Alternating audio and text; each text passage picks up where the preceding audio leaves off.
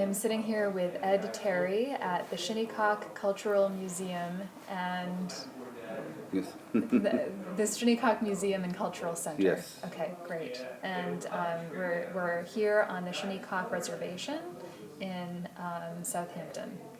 Yes. And you can correct me if you have any more specific Absolutely. details. Um, so Ed Terry's birthday was October 20th, 1943. He was in the U.S. Air Force in Vietnam, and it's an honor to be with him today. Yes. So, Ed, I just want to start out, if you could tell me a little bit about where you come from. Okay. I was born here on the reservation, born and raised, brought up here, and went to school here. I was born here in 1943. I don't remember that day, but it was, coming up here on the reservation was very hard back then. Things were not easy for my people here on the reservation. We didn't have a lot of anything, actually, as opposed to what they had on the outside world. A lot of us didn't have, very few of us had electricity, running water. Those kind of things were all new to us. So I went to school here on the reservation. We used to have a little schoolhouse here on the reservation. We started school here, went up to the 8th grade. From there we went up to the Southampton Public Schools for the rest of our education, to finish high school. So when we left, a lot of us, and I for one, when we first went up to the public school in Southampton, we were not used to urinals in the bathroom and things like that. It was like, what are these things for? We had not been exposed to that. So that was a learning experience right from the first day, But we got along well with the other kids in school from around town. I went to high school in Southampton. I had my moments at Southampton High School. I played football. I wrestled. I got letters. I did track. So I led it in all sports. But getting back here to the reservation, I can't. We had. I see today with children with the toys and everything they have. Everything is so modernized. To play with. We had to make things we played with, like we would have to make our own little skateboards out of tin cans and old baby carriage wheels, and just whatever we played with, we just had to make up. Little slingshots we would make to shoot, but it was fun. It was fun. Even though we were a very poor community at that time, everyone got along well. There was a lot of love and compassion here. We did for not only for ourselves, but we looked out for each other. We made sure that, especially that our elders were taken care of and had what they needed, especially during the cold winter months, that they had the fuel for their fire, that they had food. So it was like a community thing. Everyone made sure that we took care of our elders. That was our number one priority, of course. So, but I grew up, again, after high school in Southampton. I left in 1961. Is when I joined the Air Force. I joined the Air Force. 2 moments, Ed. So you were right at the point when you were talking about joining the Air Force. Yes. Yeah. May 1962. I joined the Air Force. I joined the Air Force because I've always been, how would you say, a free spirit. I like to go do things, I was always, not to say different from everybody else, but I was to say more adventurous, I would say. So I joined the Air Force because we used to see, back then they had big posters, join the Army or the Air Force. The Air Force said, join the Air Force, travel and see the world. That was what I wanted to do, so I joined the Air Force. I did my basic training in Lackland Air Force Base in Texas. I did tech school at Shinnecock Air Force Base in Illinois for 6 months. At the end of 6 months, I got my orders for my permanent duty station, where I would be stationed for the term of my enlistment. So they give you a form just before you leave tech school. They give you 4 places that you would like to be stationed at around the world if you had your choice. So I put Hawaii, Japan, Germany, and some. But when I got my orders, it said McGuire Air Force Base, New Jersey. so, so much for my traveling and seeing the world. I got stationed 80 miles from home, so to speak. So I spent my time there. I was in the 539th Fighter Interceptor Squadron. We flew aircraft out a lot. It was during the Vietnam era that we were not in the Vietnam War, so to say, but we were always prepared and ready. I was, however, we were right in the middle of the Cuban Missile Crisis. That was a scary time at the moment. And let me say this, I don't think that people realize how close, during that time, how close we came to war with the Russians in Cuba. Second, had John F. Kennedy listened to his advisors and not his own mind, we would have. You and I would not be sitting here talking. But at the last seconds, he did what his heart told him to do, and it was the right decision. He said, if we can avert war, why would we not do that? Okay, so, but in the meantime, at the Air Force Base in McGuire, we were on a ready alert, meaning that we were restricted to base for 60 days. We could not go off base. We had to be anywhere in base or in our barracks. So if that siren went off, that warning telling us we were ready to go, we had to be ready down to our flight line in 5 minutes with our bags, upload our birds with the proper armament that they needed, fly, get them off the ground to go to Florida. We would then be loaded into C-130, C-135 aircraft and fly down behind our aircraft so that we could recover them in Florida. At the last moment, that's how close it was. At the last moment, we were all ready to go, and we got to stand down, which meant everything is off. Everything was averted. President John F. Kennedy made that decision and saved a lot of people. A lot of the advisors, a lot of people wanted to go take Cuba out and deal with that. It was not necessary. So John F. Kennedy thought in his mind and in his heart, that's what he felt. And so that decision he made turned out to be the right one. And so here we sit today in peace and things were averted. And you know, again, I don't really think the average American, the public knows how close we were to that catastrophe had that happened. It would have been a nuclear event, and that would not have been. Anyway, so that being said and done. I did the rest of my time at McGuire. I got out of the service in May of 1966. Vietnam was getting very hot about that, and it was just really taking off. But I had done my 4 years, and even though they wished that I would re-enlist and put time in, some guys, people like military life, and I had nothing against it, but 4 years of military life was enough for me.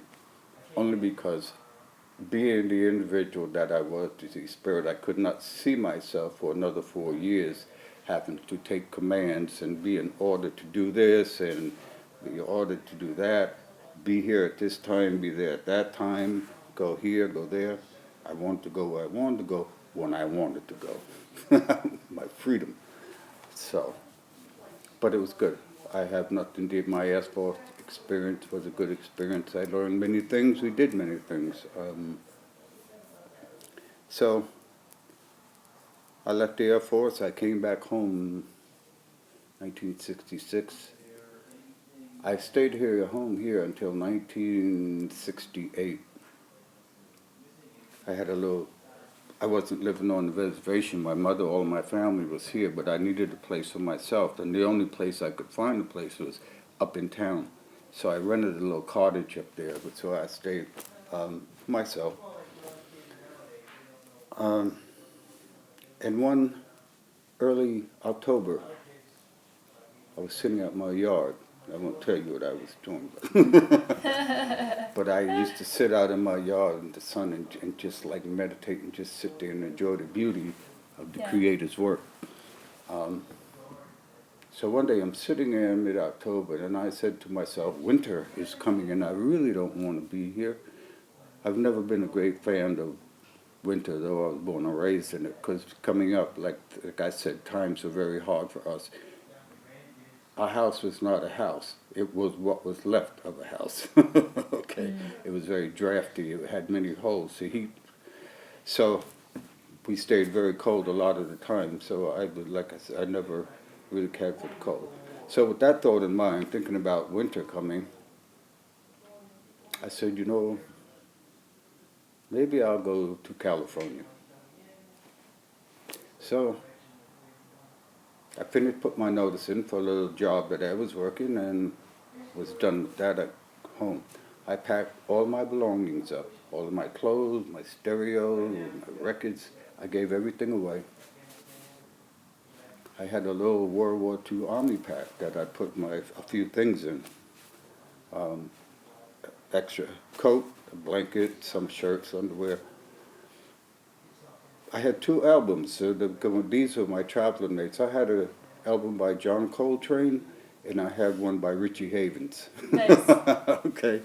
I put them in my backpack. They were my traveling companions, though I never got where I was in my travels. I didn't get to listen to them too often, but when I could find a phonograph, I listened to them. So anyway, mid-October, I was getting ready to go, and one of the other guys on Reservation here, he was somewhat like me. He went out too. He liked to go and see, but he was going blind, and he had been to Florida and here and there. So when I told him I was going to California, he said, you know, there's one place I wanted to go and never been. He said, do you mind if I come with you? I said, no, we can do this.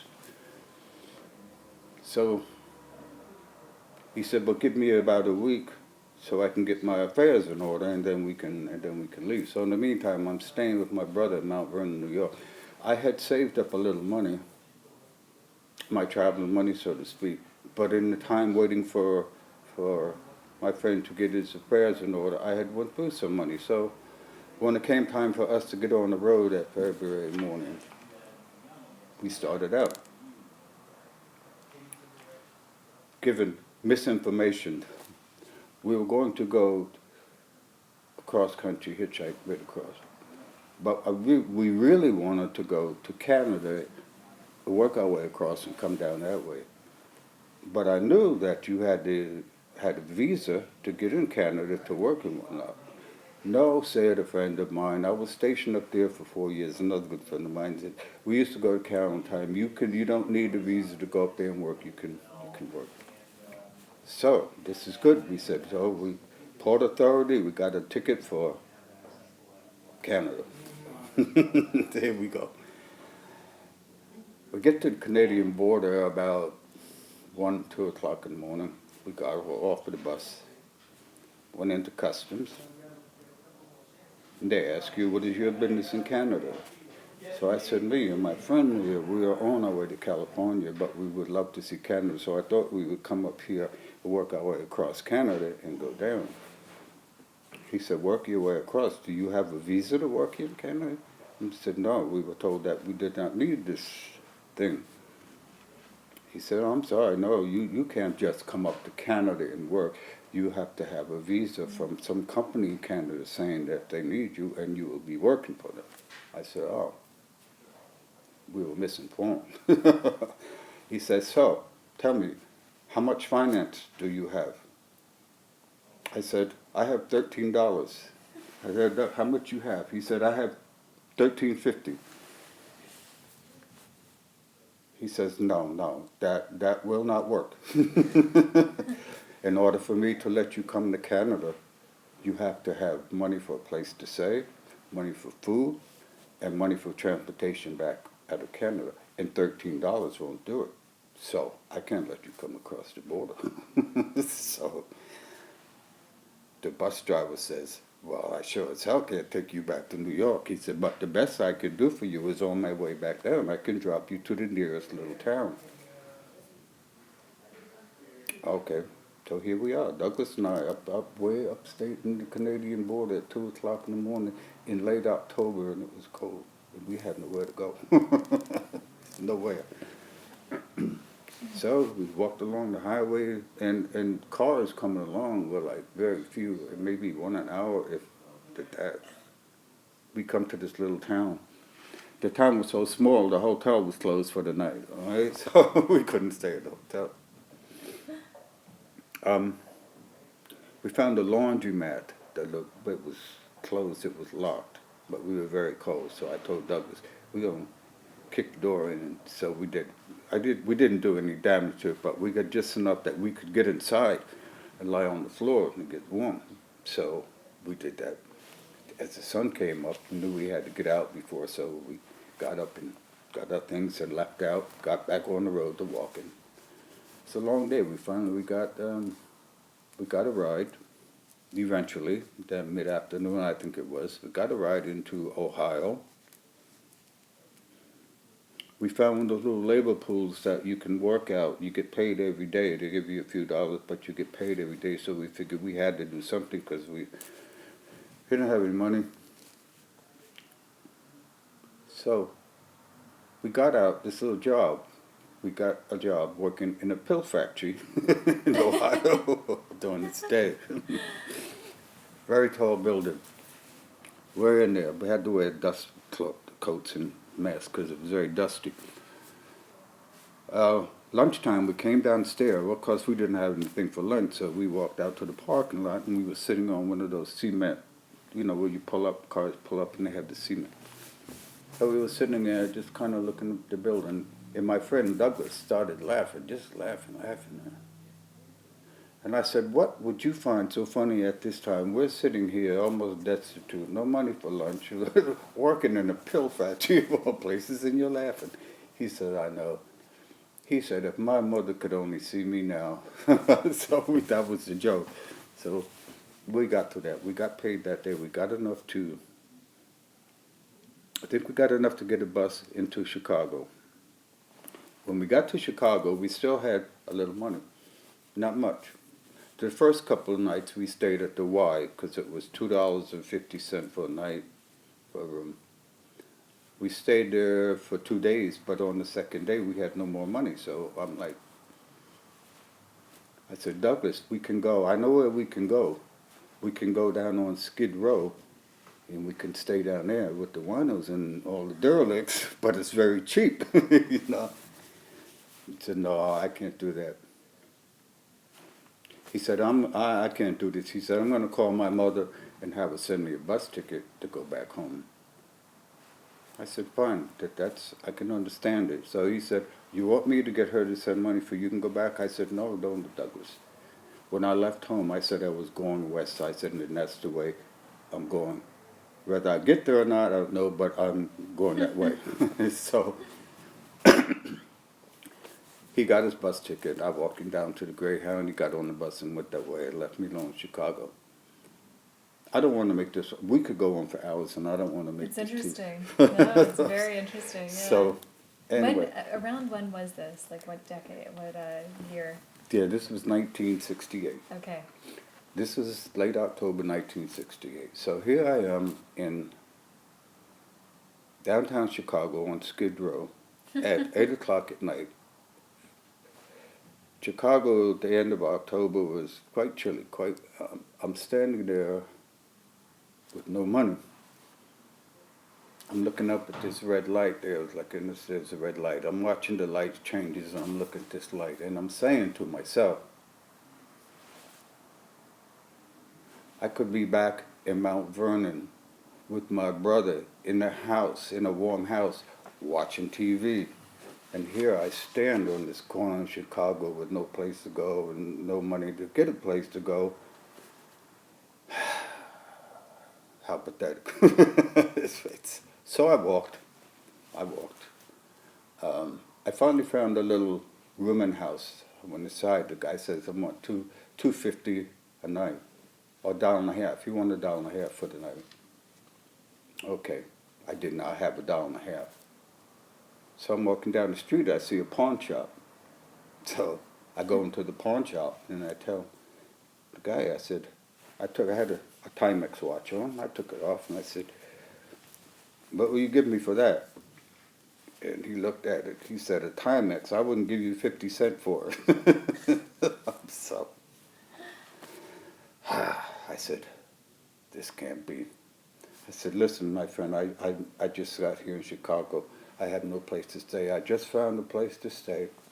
There, the guy wants $1.50 for the night. If you give me that much, and maybe $2, when I get some money, I'll come back and get my watch and pay you back. He's, okay, he says. And so he did. I got my little money, ran to the room in the house and got my room at one. The next day, I'm back on the street. Still no place to. I wasn't aware of these labor pools where you could go out and work. So at that time, as I'm staying around down here in Skid Row, so as I began to talk to guys, they began to tell me because they knew that I was, they knew everybody. These men, that's where they lived. They stayed there. These winos and derelicts. I'm going to get to my point about this in a moment. So I started talking to them and telling them what I was from and where I was going. And I had no money. They told me about this work labor pool where I could go down in the morning and I could get out and get a little work. So I fine. So I spent from that end of October until the end of December in Chicago. Because I left one day. I said, well, it's time for me to go. I went up to the freeway on-ramp, and I was going to hitchhike and start out again. So while I was standing there, this police car came by, and the officer got out of the car and approached me, and he says, what are you doing? And I said, well, I'm on my way to California, and I'm trying to get a ride. He said, don't you know it's against the law in the state of Illinois to hitchhike? I said, no, if I knew that, perhaps I would not be standing here. He said, tell you what, see that light way down there? I said, yeah.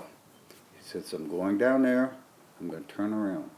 And when I come back, if you're still standing here, I'm going to arrest you for vagrancy. I said, well, okay, this can't happen. So I went trudging back across the bridge, back down the Skid Row. Eventually I got a place to stay that night, just out of nowhere. I don't know if I want to tell you what happened there, but anyway, it was good. Uh-huh. I'm standing on the corner about 8 o'clock again that night, and this tall white gentleman came out, and he says, "You're not from around here," because he knew everybody, and he was one of these guys. And I said, "No." He said, "Do you have a place to stay?" And I said, "No, I don't have any place to stay, no money to stay." He said, "I'm going inside and get a friend of mine when I come out." He said, "If you want, you can go home with me tonight and bring you back in the morning." So I'm like, okay, now I can stay here on the corner all night. I can go with this guy who I know nothing about, the way he lives, and maybe, and see what happens. So, and that seemed more appropriate than standing out in the freezing weather all night. So I did. We went to his house, him and his friend, and he cooked dinner for us. Great. He had a car. I said, this nice house, this is good. So we're sitting there watching TV and got a little late, and he says, Ed, it's time to go to bed. We have to get up early in the morning, because you guys have to go down and try to get out some work. And I said, yeah, you're right. Took the shower, sitting there. So I don't know if you want to print this, but I'll tell you anyway. It's really fascinating. So I was sitting there watching TV, so the other gentleman that was with us, this guy had a bedroom here, the TV was here. He had a chair sitting that you could turn around and look into his bedroom, but he had a little bedroom right off the kitchen. So the other gentleman, he went into the room and decided, I will see you in the morning. He says, fine. He goes into the little bedroom. So I'm sitting there still looking at TV. The gentleman that had picked us up, he goes into the room, and he commences to undress nude and get into bed. He says, come on, Ed, we have to go to bed. it's time to get up in the morning. So now I'm sitting there like, I don't have a clue where the hell I'm at. I know I'm a long way from where I was when he picked us up. Oh my. I can't get in bed with this man like that. No, I just can't do that. Uh-huh. So I don't want to, embarrass him, or because I don't know if he says, "Well, get out of my house." Where am I? I'm nowhere. I don't know where I'm at. So I sit there and think for a few minutes, and then I get up and I go into the bedroom. I says, "You've been very good to me this evening, and I appreciate everything." I said, "But I can't. I can't do this sleeping together thing like that." He said, You're very polite. And absolutely, yeah. He says, "No problem. Go in there and tell Sal to come in here with me, and you have that room." Good. Go in there. I said, "Yo, Sal, yeah, you got to go in there. I'm gonna." Yeah, he says, "Yeah, no problem," because they had known each other. Evidently, that's why he picked him up. Evidently, this gentleman, this is what he would do: was pick some guys up and bring them home, and Yeah. okay. So I'm laying in bed there, kind of sleeping with one eye open, because I'm thinking, now, what if these guys get together in the middle of the night and decide they want to come in here? I'm thinking all these crazy thoughts. I'm like, so after a while, I said, you know what? The hell with it. If it happens, it happens. Whatever it is, I can't lay here and worry about things I can't control right now. So I went off to sleep. Got up the next morning. He made breakfast for us. Drove us back down to the Skid Row section, and got a job, started working, making a few dollars a day. I stayed in this hotel it was called a hotel. I don't know if it would even rate as called a flop house. There was a lot of guys in it, all the winos and derelicts and everybody. But it was $1.50 a night. And so, but by the time we got paid for my little labor day job, paid for the room, paid for food to eat, we only had a couple of dollars to put away to get transportation out of here. In the meantime, what I found out from being around there and talking, I got to know a lot of the guys and old guys, and we were talking. A lot of these guys, these winos, so to speak, is what they like to be known as. I'm a wino. A lot of them were veterans of the Korean and Second World War. This is a time when you came back from in World War I, World War II, and Korea, when you came back, there was no help for you. If you were in a war zone and came back a total wreck, there was no help for you. You had to deal with this on your own. The government said, okay, now you can go home and forget you killed 150 people, and go back and resume where you left off. Not so.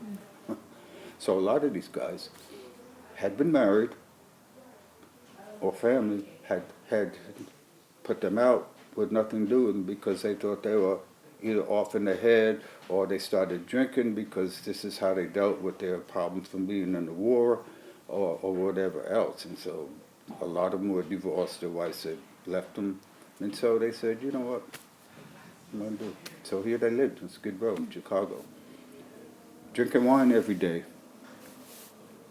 falling down. I don't know if you have been to Chicago, but Chicago has the highest curbs I've ever seen in the city. They were like that high. Wow. So, and a lot of the winos, when they got wind up, they would go stumbling down the street, trip on the sidewalk or something, fall down, bash their feet. It was all the Walking Dead. They were the Walking Dead. But this was their state of mind. Like I said, I would say 3/4 of those guys on the Skid Row at that time were veterans of some kind, who'd been in the war, who were tossed aside by the government, put out by their families, and who were just wanting, drinking wine every day, waiting for the day, let's just end this and be done with it, because what else do I have?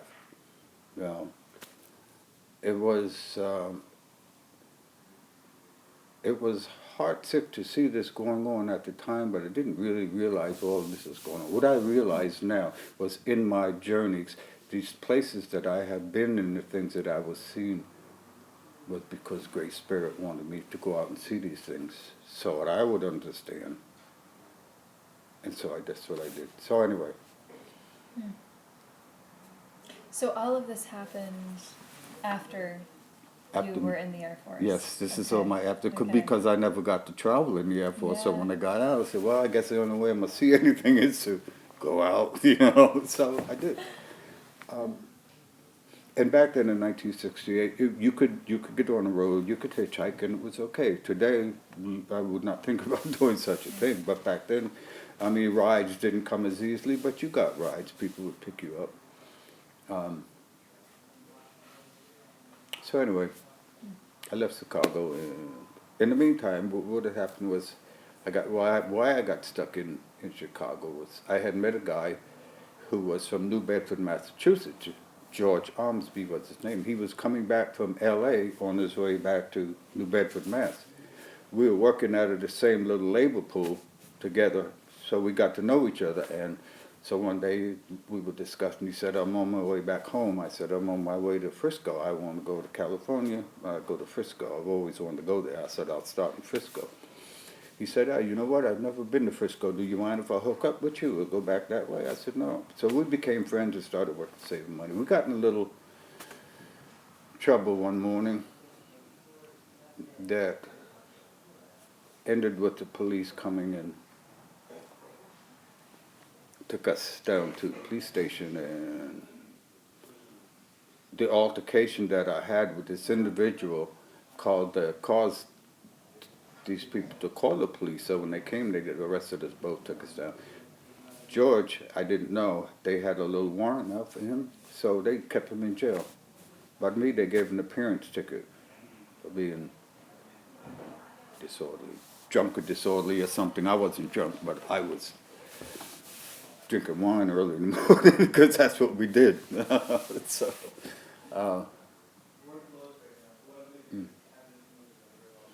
but when George was locked up and I was there, I had, what came over me was the fact that I said, if it had not been for me, George wouldn't be in jail. We would be making our way to San Francisco. So maybe you could say I was on a little guilt trip. I don't know.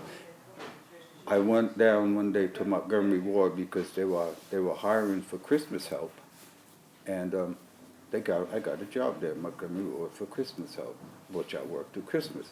After Christmas, they liked my work so much, rather than lay off the Christmas help, they said, we like your work. We would like you to stay if you want to work for us. So I was doing this because I knew George was going to be in this Cooks County for 60 days or more, whatever. So my objective was, while he was away, I would work, save money. When he got out, I would have fare for both of us to continue. Because, like I said, had it not been for me, he wouldn't be sitting in this jailhouse. Regardless of what he did before that, it was totally my fault. So I did. When he got out, got on a bus, went to California. We got to San Francisco in the first part of January 1969. Remember, I left home in October of '68, so I finally got to California in January of 1969. Yeah. We got to California, and in January, for the first 25 days that we were there, it rained or drizzled every single day.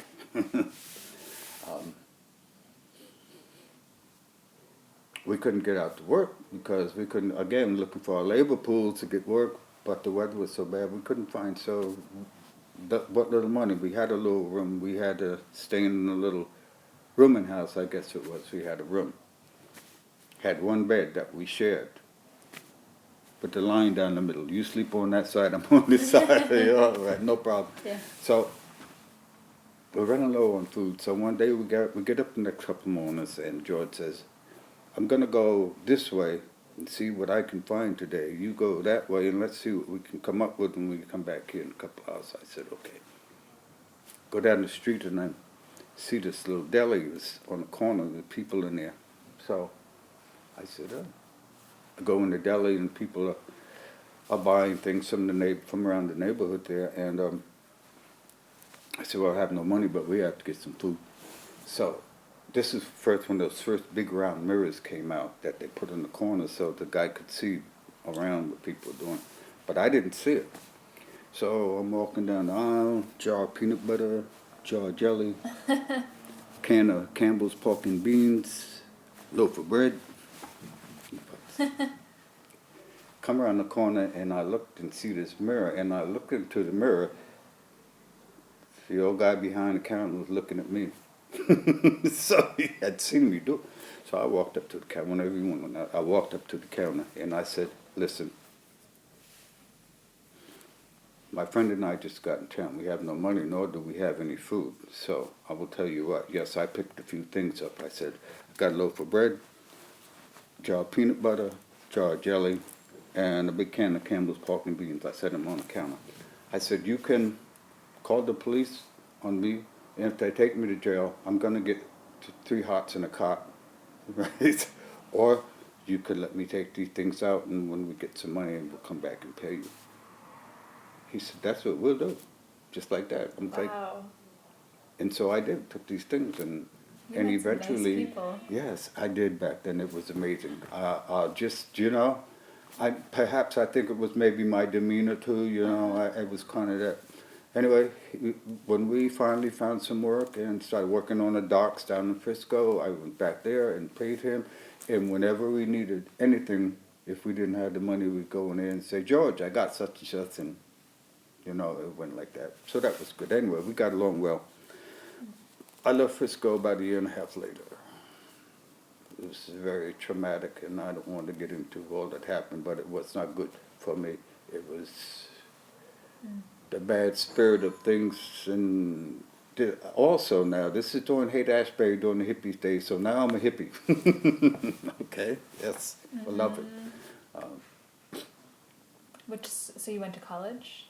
Huh? You went to, so school, going back to school, you went to college? Yes, but I wasn't, not then. I was just, Haight-Ashbury in San Francisco in 1968 was where all the hippies hung out. Ah, Okay. okay.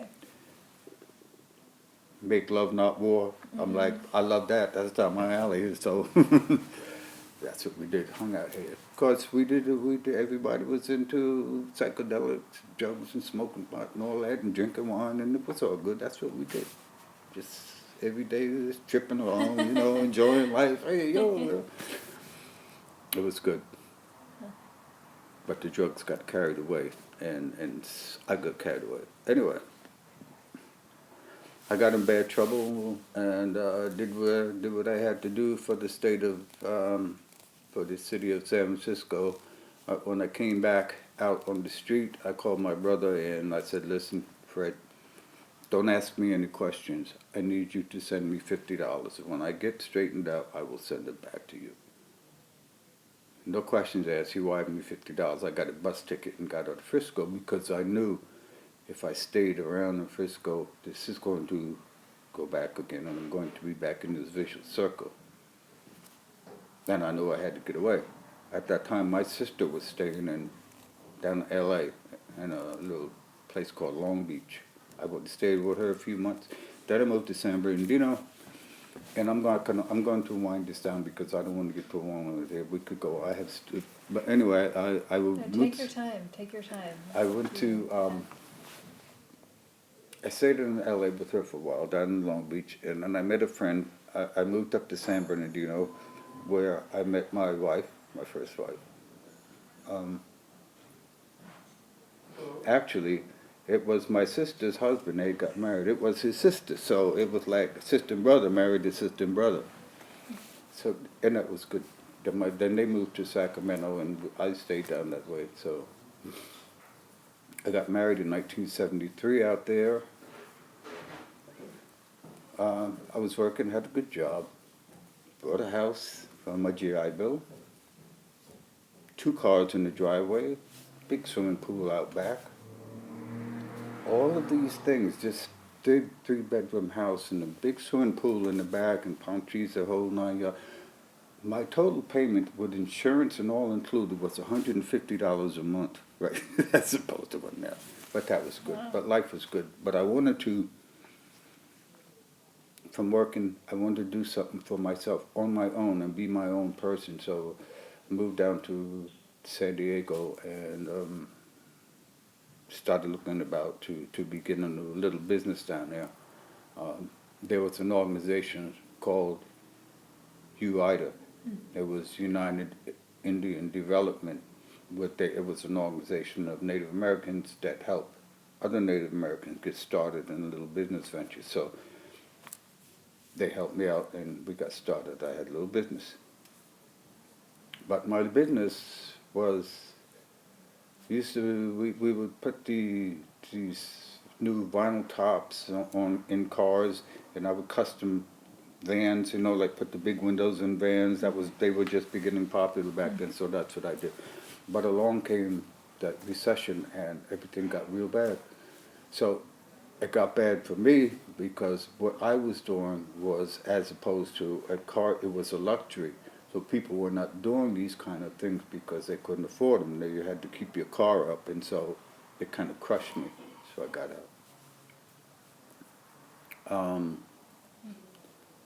So in the meantime, I'm in California for 13 years. In the end of all of this, my wife and I separated, which was for reasons of myself only, that caused this. So, and she was from, Jennifer was from Fort Smith, Arkansas, so she took my daughter, we had a daughter in the meantime. We went to Fort Smith, and I stayed out for a while.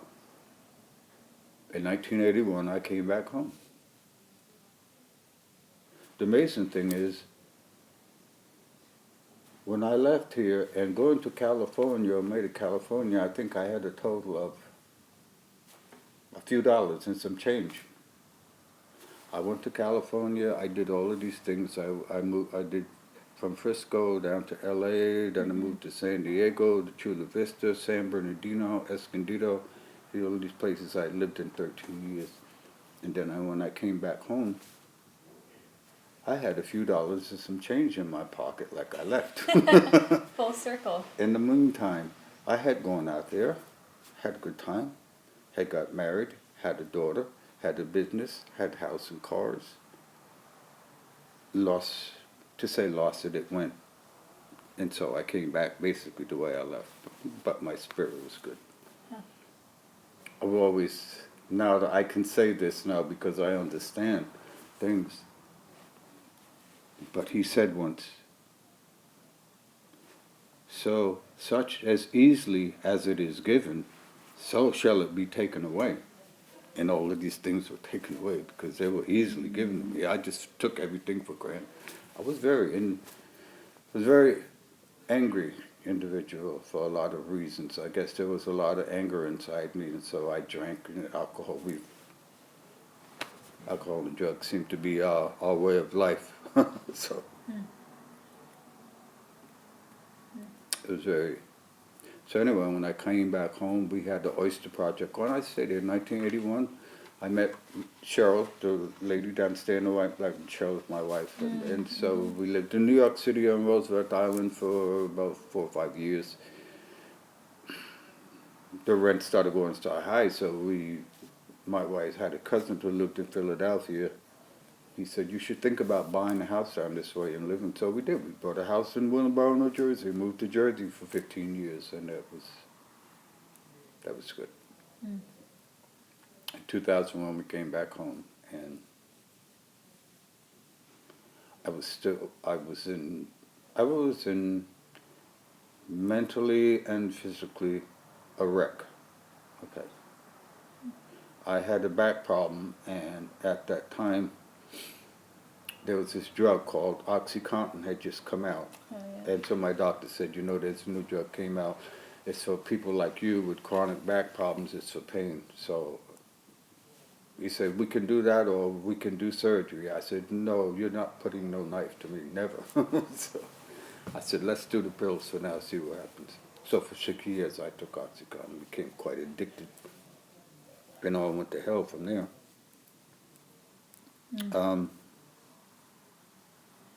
While we were living in Jersey, and we had just moved here,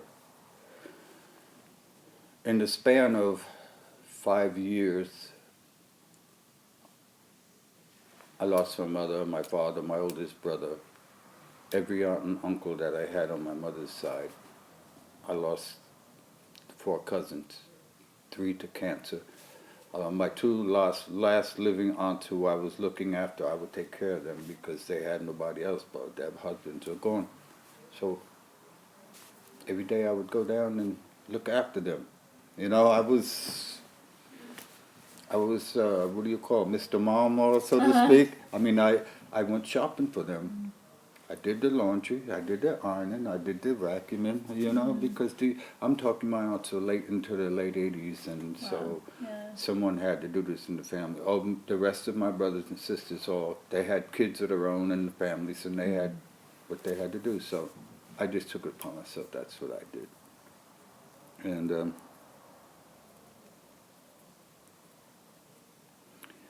in January 6th, 2010. By this time, all of my, everyone had died. We had no more living relatives. My aunts, who I used to sit and we would talk and do things, and would have our good time. But everyone was gone now. I didn't have anybody, so I think it got to me in the sense that I was depressed, but I didn't know I was depressed. So the drug and alcohol, I thought I needed these things just for me to do. I was told that I was depressed at one time, and I said, "Oh, me depressed? What have I got to be depressed about? You kidding? I'm good." But I was. Yeah. Everything was piling up on me. Loss of, I guess, I was one of these men who kept everything inside, and I would listen to everybody else's troubles along me, you know, they wanted to talk to get this off of them, and I listened, and it just stayed inside, and it never went out, and so it built up till it blew up one day.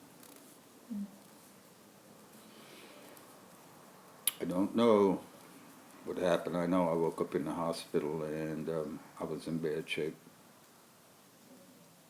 My wife was sitting there, my daughter, a social worker, and a nurse, a social worker and a nurse, a psychiatrist. Up in my eyes, they were sitting there, and I had no idea where I was or what was going on. And so the psychiatrist says, "You need help."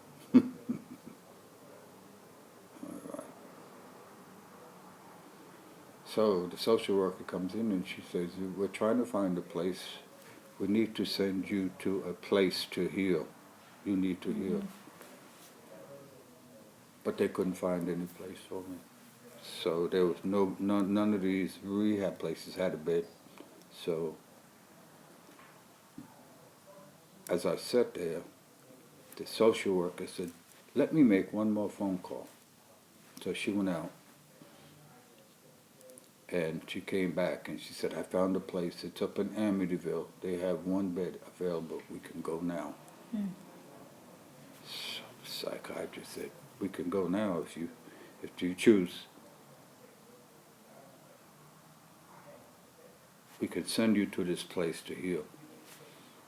I looked at my wife and said, "Should I go?" My daughter, "Should I go?" "Yes, Dad, you really need to go." Okay. So I went. It's in rehab for 30 days. It was at that time there was a mural on the wall as we have here.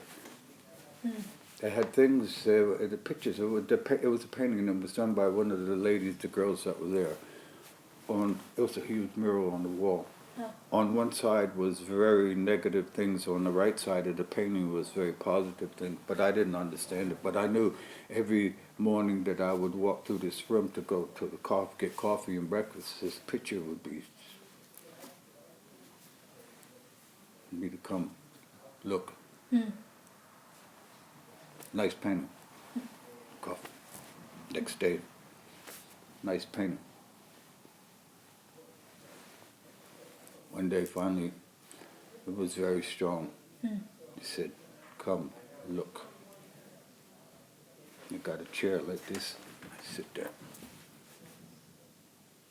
People were coming in. What are you doing? What are you doing? I'm looking at this mirror. I'm standing. What am I looking at?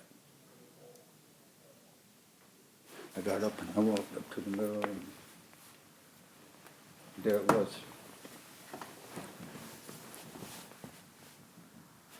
This woman, young lady who had done this painting herself, was a recovering alcoholic and an addict. But this mural that she built, I wish I'd have brought the paper with me. Sometime perhaps I will show it to you. At any rate, so I went up to this painting and looked, and I understood. I said, wow, now I see.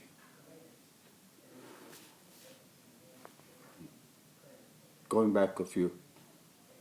When I was young here, when we come up, we went to church every Sunday, Sunday school. We belonged to fellowship, so we were very into church. We did that. I had a traumatic experience that I went to my minister one day for guidance, and what he told me, he told me, what you're doing is not right in God's eyes, so I walked away from religion, everything I lived. From that time until the day that I saw that picture at this rehab, I never even spoke his name in that lifespan. I was very negative. I was very angry. I was very negative. If you said white, I said black. If you said God, I said Satan. Okay? It doesn't get much worse than that. Yeah. But that's what was in here. Very. Yeah. I looked at this painting, and as I stood there, I was awed.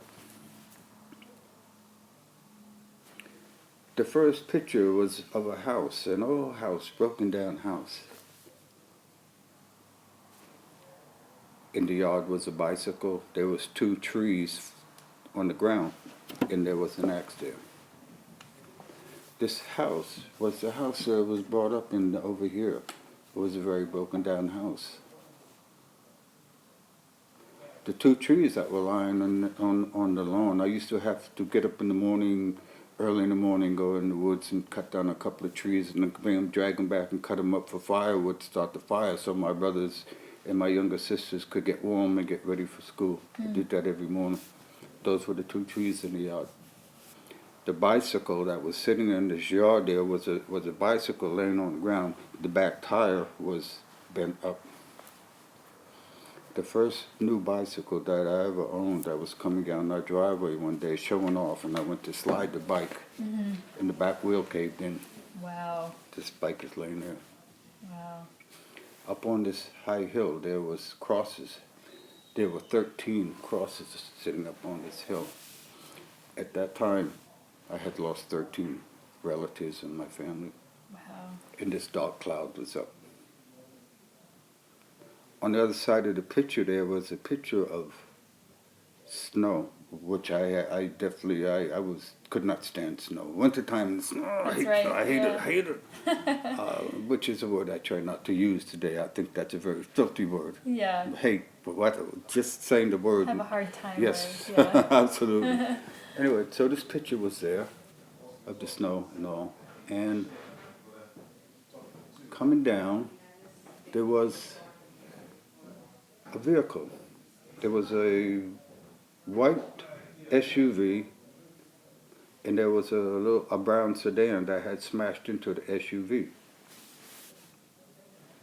When I came to the end of the day that my insanity ended for me, I had got into my sister's car. None of this I remember until I woke up in the hospital. To this day, I don't know what happened. He says it's not important that you know these things. It's done.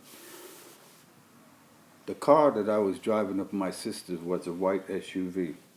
I remember coming to a stop sign and went to put the brakes on, but it was icy. I slid out into the middle of Montauk Highway down here.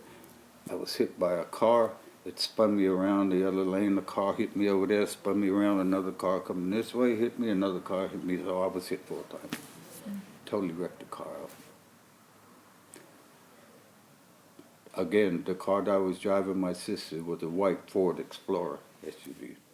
The first car that hit me was a brown sedan, like was sitting in this picture that I was looking at.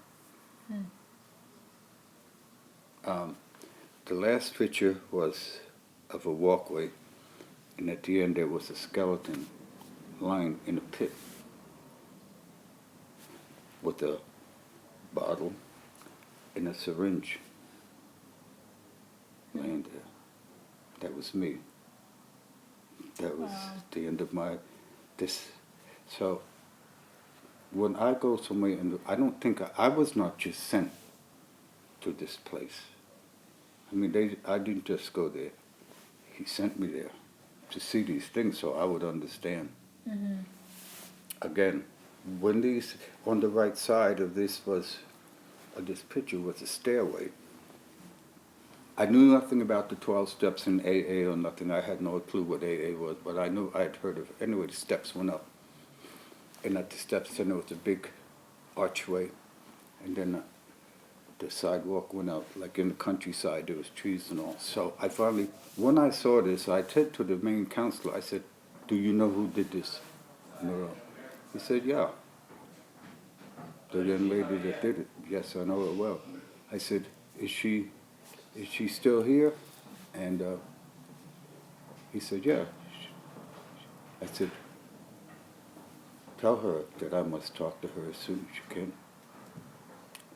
Lo and behold, this young lady came to me one day and she said, "You wanted to see me." This was a young lady that she worked there in the hospital, in this rehab center, but she had a little, she played a guitar. She would do little things, sing to us, some. But when she stepped out of the elevator, before she came around the corner, I knew this must be this. So it was. Anyway, I asked her, when you did this, did you do this a picture that you saw, or was this some inspiration? She said, it was an inspiration. She said, all that stuff on the left is my destruction when I was in the drugs and alcohol. This is what my life was. On this side is the 12 steps in the way to a new life. What she had on the sidewalk, we're going up to the stairway that I looked at. She says, "What do you see over here?" She had these little bushes along this walkway that came down. They were lilac bushes. Lilac is my favorite flower. So I said, "I don't know what I see here." I said, "These look like some steps that are leading up to, if we go on and get to the top, then I think Great Spirit is at the top and He will help guide us along the rest of our journey if we choose." And she said, "That's exactly what that is." She said, "Those are the 12 steps of AA, and if you can do those successfully when you get to the top." I saw, but that's what I saw. No. I went back to my room that night and looked out the window, and for the first time since I was 16 years old, I spoke with Creator. I'm done. Wow. My life has become unmanageable. I know this. I am powerless over the drugs and the alcohol. I need your help. And he says, "Good." He said, "Good."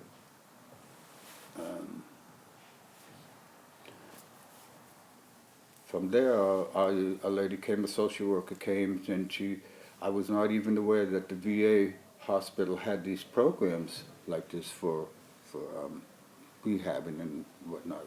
She said, "So it can get you in." I said, "Yeah." She said, "But it's a 2-year program." So I said, "Okay." So I went to Northport VA up here in Northport for 2 years. I stayed in a half. It was a veteran sober house I had to stay in for 2 years. I did my 2 years. It was very extensive. I can't say enough for the VA hospital. Again, I did not just go there. I was sent there because one of my counselors was such a spiritual person that we connected and we had the same thoughts, and so we shared much. I call him my healer. Whenever I see him, "How you doing, healer?" When I go back, yeah, he gets a kick out of it. So we were impressed with one another. In fact, he wrote a book. He wrote a couple of books.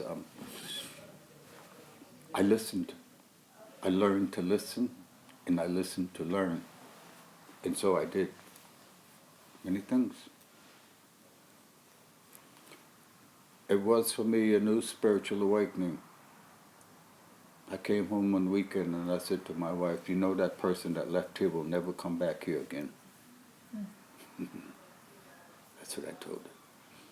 Because she said to me one day that when I was home and we stand in the middle and we used to have very not good conversations because I was so erratic and out of control. I was out of control and she knew. She said one day, she said, you know, I thought we would grow old together. I thought that we would see our sunset together, but that was like an arrow going through me and it left a hole. I says, wow. So I knew what I had to do. I knew I must be in this place until I was healed completely. Not only just to go to meetings and AA meetings, NA, I had to, so to speak, reinvent myself. I had to learn to get rid of this anger, this frustration, all of these negative things that were in me. I know I had to somehow cast out, so that with his help and his guidance, he showed me his wisdom so that I would understand these things, and these things went away. I came home in September 2 years ago for our powwow. We were coming down the road from the powwow. I was driving, and I was maybe going a little fast. My wife said, you know, I'm too fast, blah, blah. I got very defensive.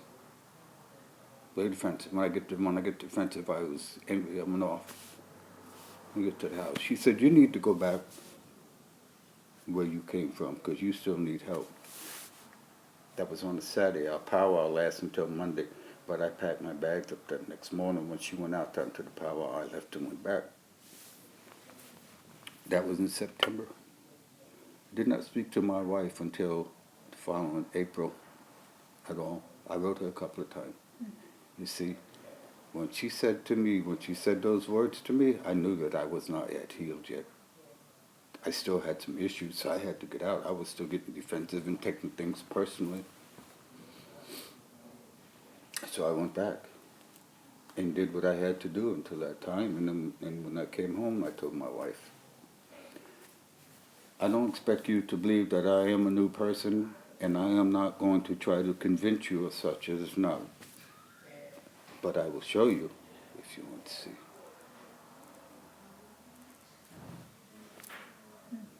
Here we are.